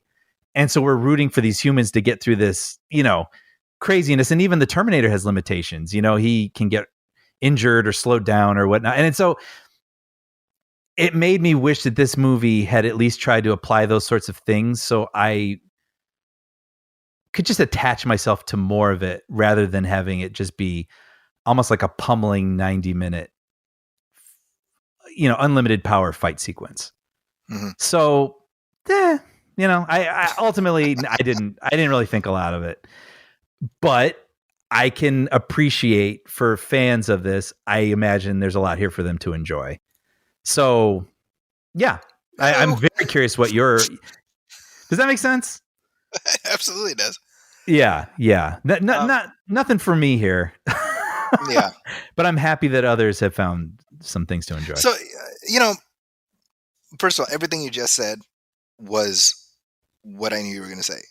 Yeah. So, yeah. I feel like I know you pretty well. Yeah. You know what I said at the end is I thought it was fun. Hmm. It's not a movie I'm going to spend a lot of time thinking about. I probably won't revisit it for a while. Hmm. But you know, with these cinematic universe movies, oftentimes it's just, well, it's putting stuff in place, and I'm curious to see what they do with that. But the Hmm. movie itself, I mean, it's basically it's. I mean, remember, Black Adam is Shazam's opposite number, right? So this is sort of like doing a Magneto movie without Professor Xavier, Hmm. where I think the contrasts are what make the character more interesting, right? Right. And they try to do that a little bit with the Justice Society and whatnot. But I think Dwayne Johnson is very good at playing this type of character. But I think the problem is, to some extent, he's limited by both his abilities as an actor and sort of the Mm. box he occupies, Hmm. if that makes any sense. Hmm. And by point of comparison, I look at like John Cena as Peacemaker, another DC character, another anti-hero, very similar, right? But I think that character, I think Cena is, I think, a better actor than Dwayne Johnson. I think Maybe he has a more bit more range. range. Yeah. He has more range, and he's willing to ding his image more. Hmm. And so that allows for kind of a richer journey, right? I think, Yeah, that's a really, really good point. He's willing to right? ding his image, which allows him to experience a greater range of things on screen to make us worry for him and then ultimately root for him. And yeah, exactly. Yeah, and you know, I mean, the character that he played in Suicide Squad was not particularly likable, Right. and he does stuff where at the end you're like, God, that guy's terrible, right? Hmm. And he was willing to do that. Cena was willing to do that, and that's what made the television, the series that followed up from that, kind of interesting, because he had to start from a much lower place. Hmm. I think the problem with Black Adam, I've said, I'm sure I've said this on the show, but I know I said this to my kids the other day. I'm like, Black Adam is like DC's Magneto. Mm.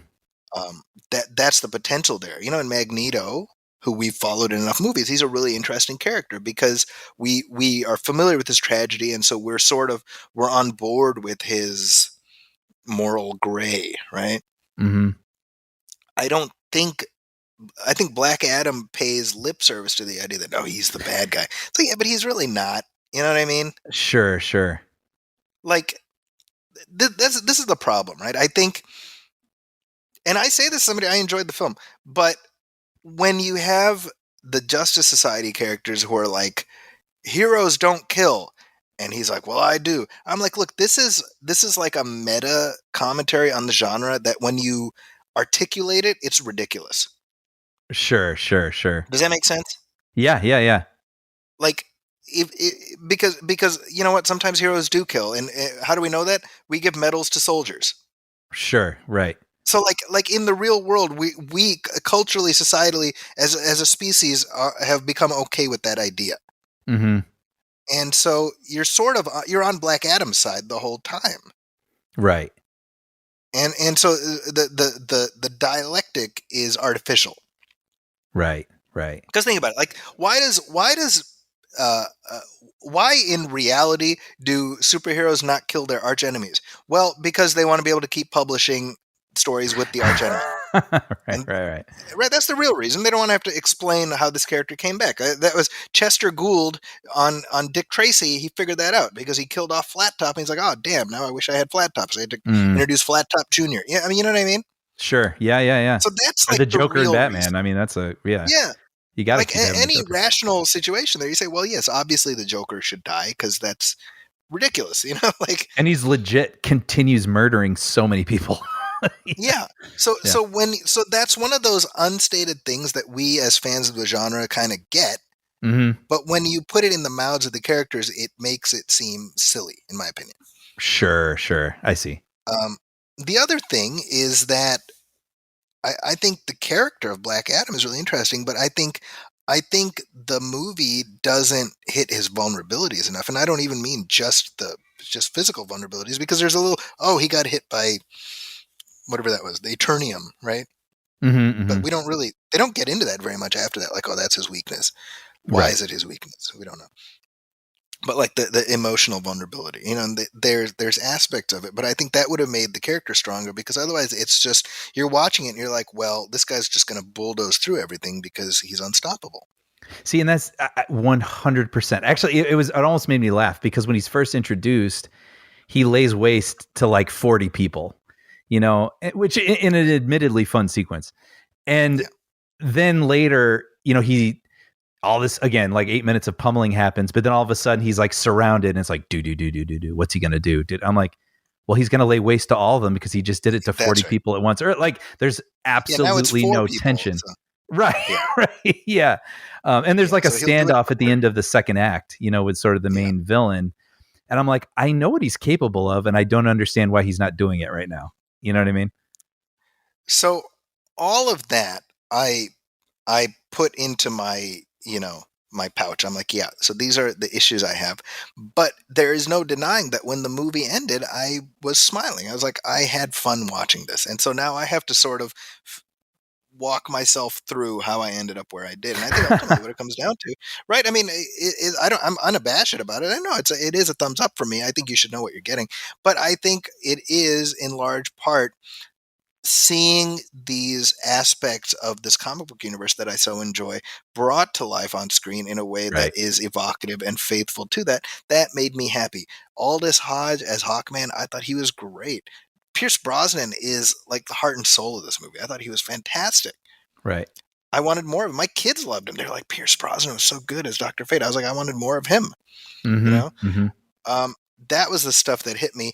It's unfortunate that like people are like, oh, Dr. Fate, he's just another Doctor Strange. I'm like, yeah, I mean, the movie unfortunately doesn't give you more than that. So really what you get out of it is what you bring in with you. Is he kind of a John Carter situation? Or at least the Atom Smasher or whoever, where like these characters have existed for very, very long time, but we are more familiar with like the newer sort of versions. That's right. Yeah. I mean, Dr. Fate has been around since the 40s. Yeah. Right.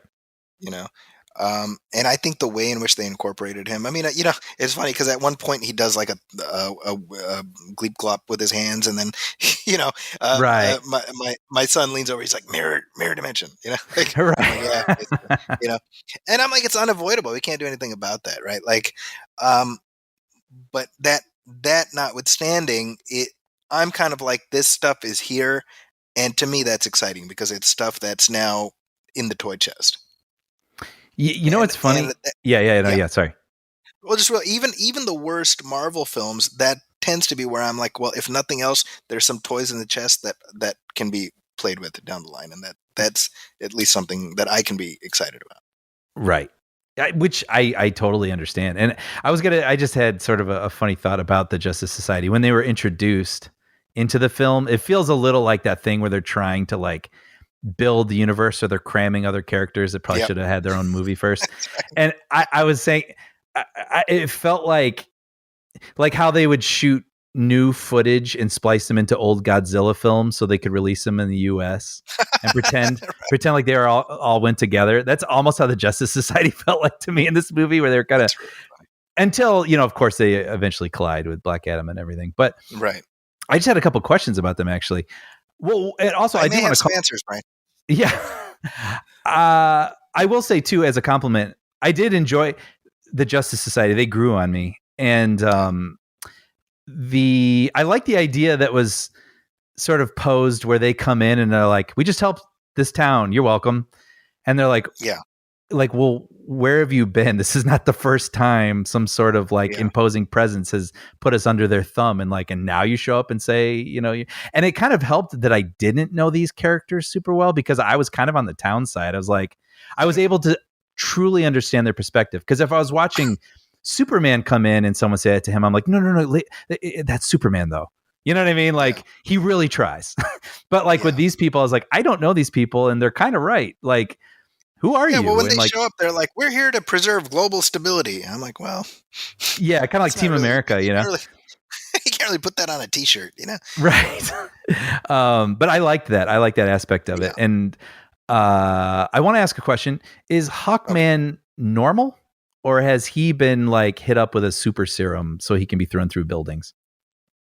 So it's not. That's a good question. So Hawkman, the suit and the armor that he wears is called nth metal, and it's a from an asteroid, and so that gives him virtual invincibility as long as he's wearing that. I see. Okay, because I just didn't understand. I was like, everybody in this movie is invincible. Like who? Yeah, and yeah. In the comics, the character of Hawkman is caught in a cycle of death and reincarnation. So and the film didn't allude to this at all, but in ancient Egypt, Hawkman's then incarnation knew Teth Adam. I see. So it's like this rivalry that spans, thousands of years. And same with Dr. Fate, who before he was Kent Nelson, he was the wizard Naboo who forged the helmet. So both Dr. Fate and Hawkman in the comics have a pre-existing 1,000-year-old relationship with Teth Adam / Black Adam. Oh, interesting. Okay. Yeah. The movie doesn't allude to it, but nor does it say it couldn't be part of the backstory, Right. Yeah. Yeah, I guess I have a few more things, but maybe we can get into spoilers. Do we want to do spoilers? Yeah, let's do it. Spoilers.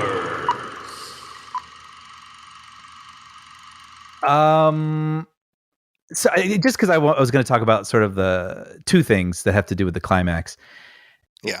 And they were like so cool. As soon as I saw the red sky beam, I was like, the red. There's Brian taking a drink right now. I did laugh at that.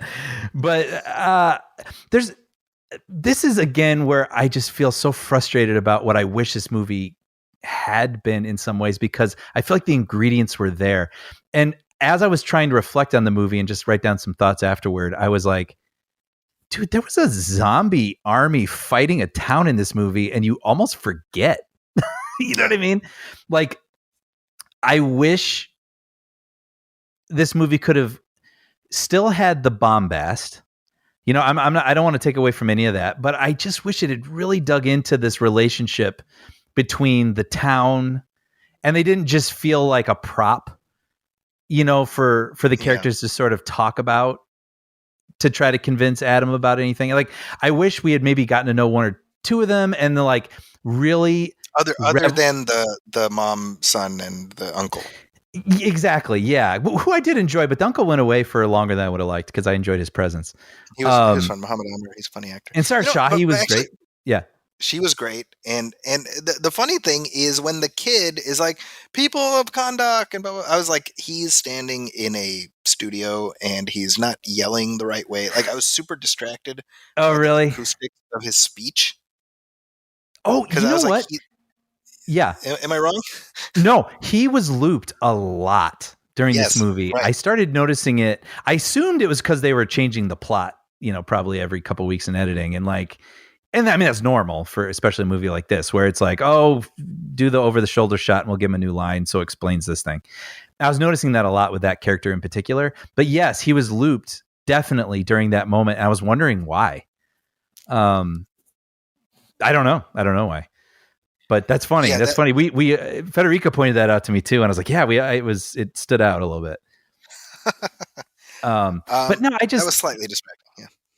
Yeah, but no, just when you think again, it's unfair, I know, but I'm going to compare it to Terminator 2 a little bit. But like, just the really rich relationship between the boy and the Terminator in that movie, where whether or not you think it's silly at the end, them crying and saying goodbye, like, you can't deny that the movie earned it. Like, they really went on something together. And like, I just wish, I'm not saying this movie had to do the same thing. But think about it. That's the inherent conundrum, right? Because this is T2, where it has to end with the T-800 still being a badass Terminator. See, and that's what I think makes it complicated. And I wish... Yeah. So then I wish I'd cared about anything else, I guess. Like, I wish I'd cared about how the town feels. And when I see them fighting these zombies, I'm like, you've earned this. Go get yours. Take your town back. Like, it's all just sort of spoken rather than shown. Maybe that's what I'm ultimately trying to say. A lot of it is just told instead of executed, and I just wish I'd felt more for any of this. But there was like some interesting things there. Like, again, I thought the zombie thing was cool. This was the thing that really bothered me. Okay. Because there was so much potential. That's why it bothered me. So eventually, you sort of learn the twist that Black Adam is not the boy that we saw at the beginning. It's the boy's father. Right. And he basically gives up his powers in modern times, says Shazam again, and goes back to being sort of a normal-ish. I say ish because a normal guy with Dwayne even like the Johnson's normal head Rock. on it. Yeah, exactly. But so he decides to go, be put into this prison where he can't say the thing. And that's really interesting. I mean, of course, we're going to get him back. And I thought it was cool then when Pierce Brosnan calls on him and he has to want to be there. He has to want to help. He has to break out of this place. But instead of him being a normal human, he still has all the powers of the Rock and Shazam, and he's fighting like 12 men at once. And I'm like, no, like this is your opportunity to show you can get hurt. Like he could bleed. He is a man, but when he says this word, he becomes, this immortal sort of thing. But I'm sure it's probably in the Rock's contract that he can't lose. Or that he can't be hurt or that he can't whatever. And then it makes for a character that has absolutely no invulnerabilities, when I think I would have been cheering to see him beaten on the ground, but not willing to stop because he's got to keep going. You know what I mean? And I just felt like that was an opportunity squandered to make me really find that moment to feel that for him and to root for him and to keep going. I know you can do it even though this hurts, but it won't hurt once you can say Shazam. And Yeah, no, I think you're 100% right. And I mean, this goes to what I said on social media in my response. I'm like, The Rock is The Rock, and you're either down with that or you're not. Right. And this is what you're saying is exactly that. Like there's a box that you are in when it's a Dwayne Johnson movie. Right. And so the score going, like we can go back into our archives talking about Rampage, talking about Skyscraper. I mean, you know what I mean? Yeah. You can change the window dressing a little bit, but a Dwayne Johnson character is a Dwayne Johnson character. And for all of his thing, like, Born from Rage or whatever, I'm like, I don't know. I mean, it's a Dwayne Johnson character. And so I'm like, mentally, I was like, all right, well, that's what I'm getting. Like, I know that.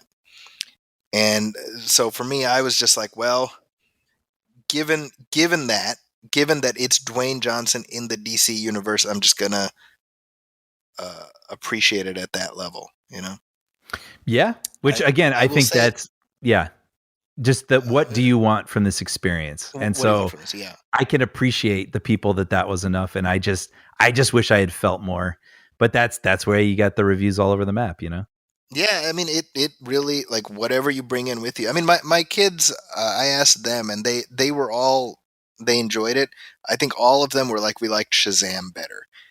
And I was like, yeah, I get that, because I think Shazam is a better movie because there's an emotional journey that the character goes on, right? Right. And so the movie ends, and I don't feel like we've really gone on that journey because we know where it's going to end up. Mm-hmm. As soon as Black Adam is in the kid's room and he's surrounded by these heroes or whatever, like, it's not going to end with Black Adam as the quote unquote villain. So we know where we're headed. So let's just hunker down and get there. Mm-hmm. That said, I thought Noah Centineo was fun as Adam Smasher. I liked the cameo by his uncle. Yes, loved that. Henry Winkler. It's almost like a cheat. You just put him in there and the whole audience goes, I love that guy. Yeah, and going back to what we were saying about Pierce Brosnan, I think he sort of brought all the gravitas in the entire film. Yeah, I love that he came to play. He didn't just sort of read his lines and do his smirk or something. Like he showed up, and I really appreciated that. The whole thing where he talks about, the gift of foresight as a curse. And, I remember seeing the RAF pilots going off to fight Germany, and I knew it was going to happen. I mean, you feel the tragedy. And I don't know about you, but I gamed out fairly early on. I was like, well, yeah, he's going to die. Like, I was like, okay, that's how it's going to happen. Yeah.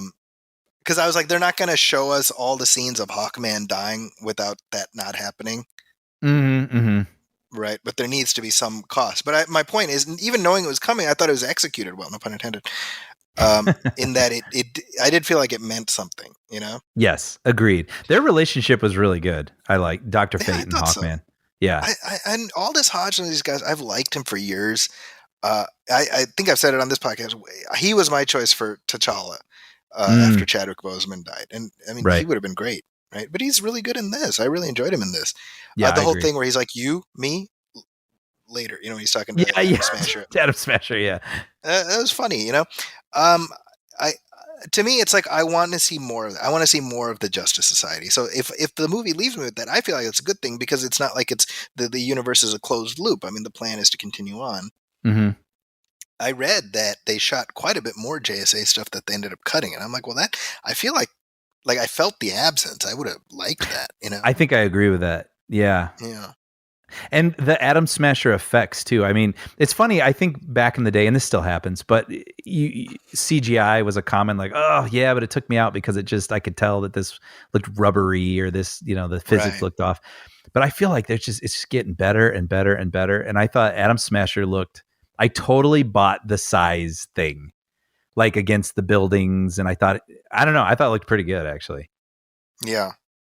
Yeah, and that it's funny actually because at the end of the film when he's telling Black Adam like, oh, we're a pretty good team, and he's like, don't push it. I thought that was a fun little nod to a storyline in the JSA comic. Like, there's this basically Black Adam joins the Justice Society. Eventually, he parts ways with them because he's like he wants to go harder than they, right? Mm-hmm. So he breaks away, and Atom Smasher joins him. So that was like a fun little nod to that. That's fun. That I did like. In terms of the existing within the universe, that's the other thing, Brian. I was like, I looking at recent DC films in the universe. I mean, they're kind of run the gamut, right? So you got your Birds of Prey and the Suicide Squad and Aquaman and what else? Wonder Woman 2, right?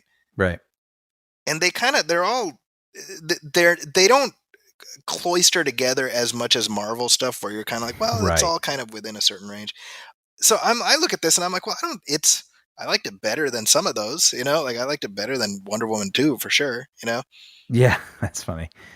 And so that's kind of how I'm looking at it. Like, it's just another thing. And then it's setting up stuff for down the line.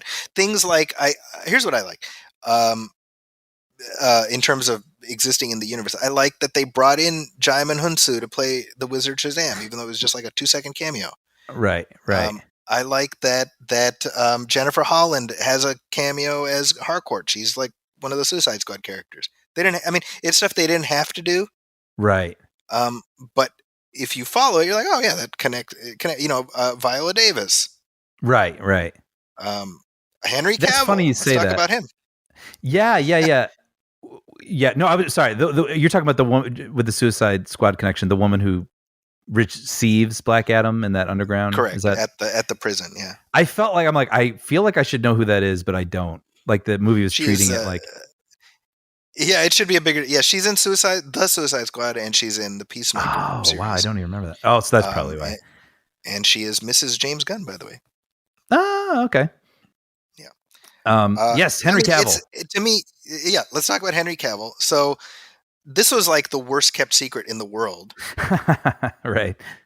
Because it as soon as like Dwayne Johnson couldn't like stop himself from telling everybody about it. Right. Because he's like, if you watch, there might be something super at the end. Man, yeah. Yeah. Henry bars will be available in the theater right. for the Superman cameo by Henry Cavill. Henry Cavill's in it. Superman. That was basically him by the end. Yeah. Now, apparently, they did not lock that in until a few weeks ago. Filming it and everything? Filming it. They filmed it after Labor Day. Wow. Isn't that crazy? Wow. Okay. So it wasn't when everyone was like, come on, Henry Cavill, why is he done? What are you doing? Yeah. It wasn't like they were holding their tongues and being like, oh, just you wait. Like that literally just came together recently. Yeah. Apparently, they shot a version where it would have been similar to like Shazam. Remember where you have like the headless Superman Yeah. Oh, at I the end see. Yes. Yes. right? It would have been something like that where Superman shows up, but it's just like a figure walks through smoke and you just see the symbol. And they I shot see. that. And Okay. they tested it like that, and it did very well. Right. But the recently departed head of DC, recently as of yesterday, Right. Walter Hamada was against it. He was, for whatever reason, he did not want Henry Cavill back as Superman. I would be So so Dwayne curious Johnson why. went. Yeah, the only thing I can assume is that he's trying to shut the door on the Snyder stuff. That's the only assumption Okay. I can make. Yeah. So Dwayne Johnson goes over his head to the heads of New Line, and he's like, "This is what I want to do," and they're like, "Yeah, do it." Wow. And then it was just a matter of negotiating. And apparently, it's not even like he's negotiated a whole new deal. It's just this cameo. Okay. Okay. You know, So but the whole tone, step by step, we'll see what. Yeah. step by step, yeah. But I mean, for a while it was looking like it was just done for Henry Cavill. That's it. So I don't know why the temperature changed at Warner Brothers, but Dwayne Johnson has been a big booster, and part of that is because his manager, who is also his ex-wife, is also Henry Cavill's manager. Oh, fascinating. I didn't know that. All this like behind the scenes stuff. I would not be surprised, Brian, if a Henry Cavill Superman sequel, which is apparently now in development, Yes. Charles Roven is producing. It's like an active concern. I would not be surprised if that has a produced by Dwayne Johnson credit. Yeah, fascinating. Right? Yeah. Because I mean, he's credited as producer on the Shazam movies too. Oh wow! Is this because Yeah. this goes so far back that he's just had his hands in the Shazam pie for a while? Yeah, exactly. You know, but Interesting. all of that notwithstanding, so this was like you said at San Diego Comic-Con, people were really upset with Dwayne Johnson for not talking about Superman at all in terms of it being Henry Cavill, and it's because as of July, it was not Henry Cavill; it was nobody. Wow. He even said like whatever version of Superman there is going forward, I want to see him fight Black Adam. It's because they didn't know who Superman was going to be. Huh. So the Cavill's been down, and he comes back to the chords of John Williams's music and with a spit curl over his forehead. Yeah. So clearly they're trying to go back to that version of Superman, and some people are upset about that because he's not wearing the black suit, and we didn't hear Disturbed. Wow.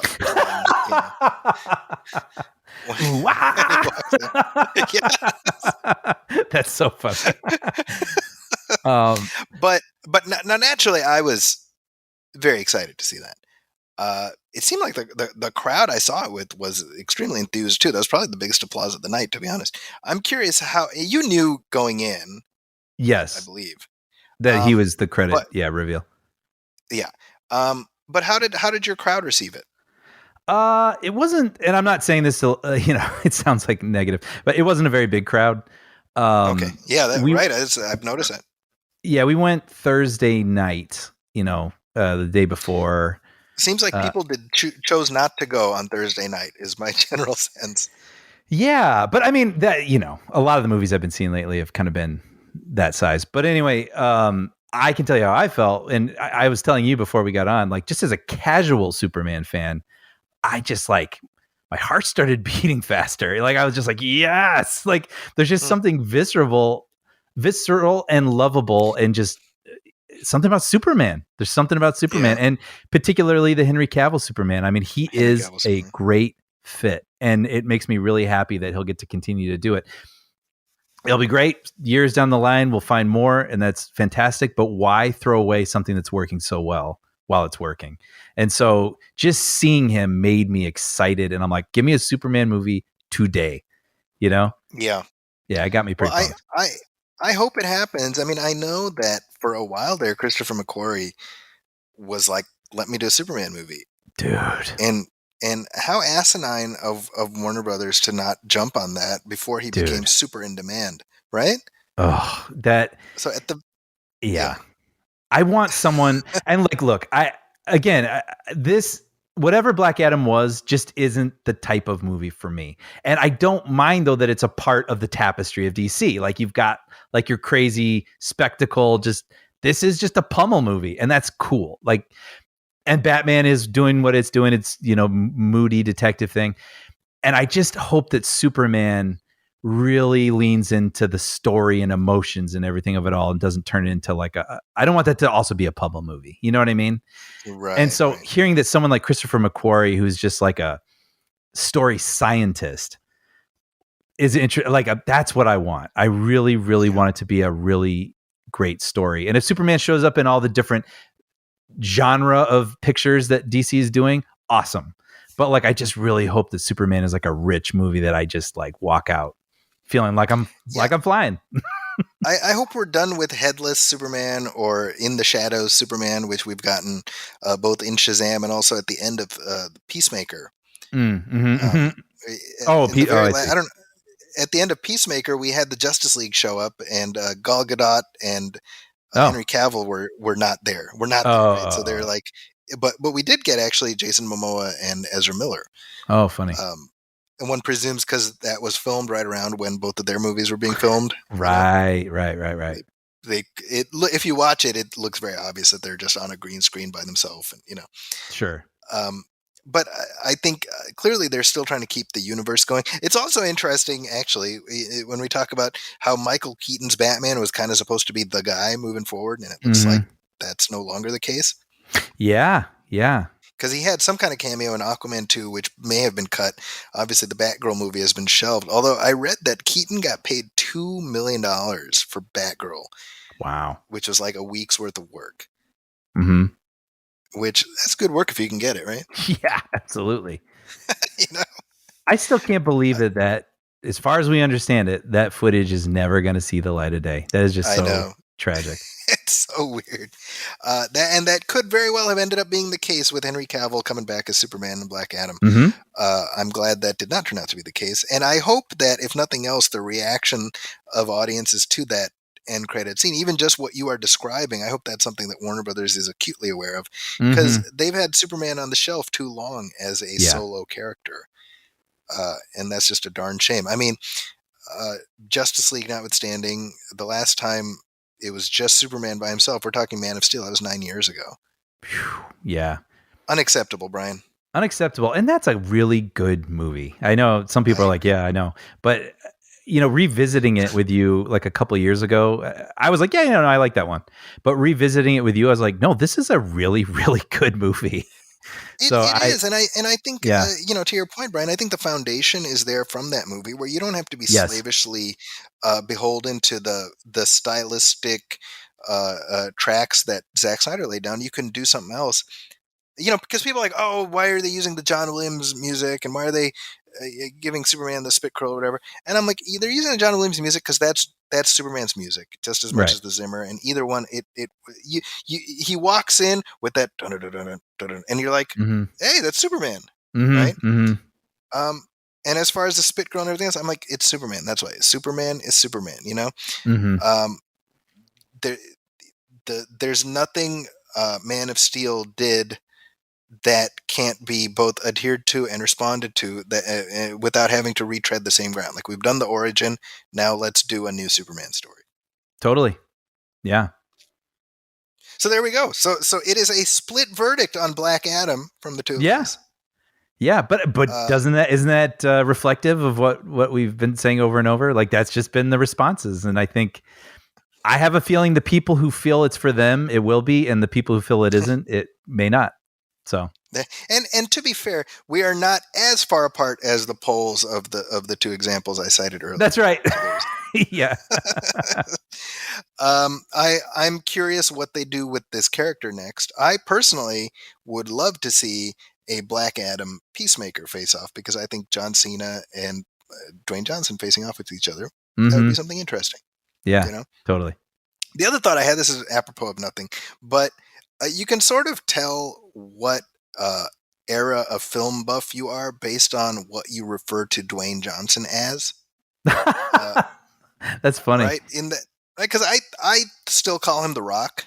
Because if you look at like the but posters of movies, right? It went from The Rock, Dwayne The Rock Johnson, Right. to Dwayne Johnson. Like those are the eras, and based on when you discovered him is what you happen to call him. That is really funny. I don't even know that I picked up on that, but that's so true. I was like, yeah, The Rock, Black Adam. Yeah, that's just what we call him. Yeah. You know? That said, anything we didn't mention? No, but this was really fun. I enjoyed hearing about it, from your angle too. As soon as it ended, I was like, I cannot wait to discuss this with Brian. Yeah. Yeah. As soon as it ended, and it lived up to the hype. Unlike Black Adam for you. Right. That's right. There we go. That said, if you have any reactions to Black Adam that are as bipolar as the ones we just said, then we'd love to hear them. So please, you can email us at moviefilmpodcast@gmail.com. You can also hit like on our Facebook page, facebook.com/moviefilmpodcast, and message us there with your thoughts. We would love to hear them. And if you're looking for us outside of this show, Brian, what are you up to? Puppy Dog Pals continues to drop. We had a Halloween one just drop, and then I think a Thanksgiving one coming shortly. So you can look for those on Disney Plus, Disney Junior. As for me, you can find me on Twitter at Zacky's Corner, that's ZAKIS Corner, and also at the San Francisco Chronicle, where my review of Cabinet of Curiosities should be up by the time you are listening to this, and I've got some other fun stuff dropping in the next couple of weeks. As always, if you like what we're doing, please go to Apple Podcasts and everywhere else you listen to the show, and leave a review, leave a star rating, because every little bit helps. With that, on behalf of my partner, Brian Hall, my name is Zachy Hassan. This has been Movie Film 256. We'll catch you next time. Thanks, everybody. Welcome, friends, it's the MovieFilm Podcast. MovieFilm Podcast, enjoy the show. Zachy and Brian are talking about movies. MovieFilm Podcast on the radio.